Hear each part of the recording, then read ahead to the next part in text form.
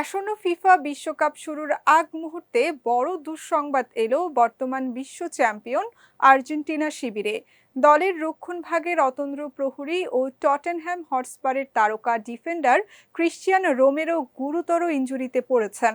এই ইনজুরির কারণে বিশ্বকাপে তার অংশগ্রহণ নিয়ে প্রবল শঙ্কা তৈরি হয়েছে বলে জানিয়েছে ফুটবল বিষয়ক জনপ্রিয় মাধ্যম গোল.কম।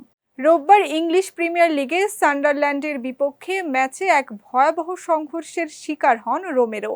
ম্যাচের শুরুতে নর্ডি মুকিয়েলের গোলে টটেনহ্যাম পিছিয়ে পড়ার পর বড় ধাক্কাটি আসে রোমেরোর ইনজুরিতে। সান্ডারল্যান্ডের ব্রায়ান রবি বল দখলের লড়াইয়ে রোমেরোকে ধাক্কা দিলে তিনি গোলকিপার অ্যান্টনিও কিনস্কির সঙ্গে সজোরে ধাক্কা খান। এরপর মাঠেই দীর্ঘক্ষণ প্রাথমিক চিকিৎসা দেওয়ার পর কান্না জড়িত চোখে স্ট্রেচারে করে মাঠ ছাড়েন এই আর্জেন্টাইন তারকা। প্রাথমিকভাবে ধারণা করা হচ্ছে তার হাঁটুতে গুরুতর ইনজুরি রয়েছে।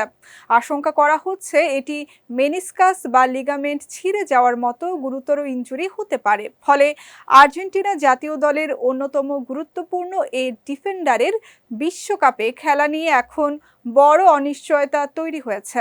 তবে টটেনহ্যাম কোচ রবার্তো ডি জার্বি বলেন, এখনই নিশ্চিত করে কিছু বলা যাচ্ছে না, আগামী কয়েকদিন আমাদের পর্যবেক্ষণে থাকতে হবে।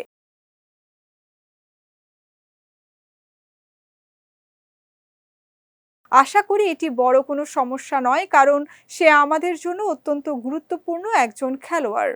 আগামী 11 জুন থেকে শুরু হচ্ছে ফিফা বিশ্বকাপের আসর। বিশ্বকাপ ড্র অনুযায়ী বর্তমান চ্যাম্পিয়ন আর্জেন্টিনা রয়েছে গ্রুপ জেতে, যেখানে তাদের প্রতিপক্ষ আলজেরিয়া, অস্ট্রিয়া ও জর্ডান।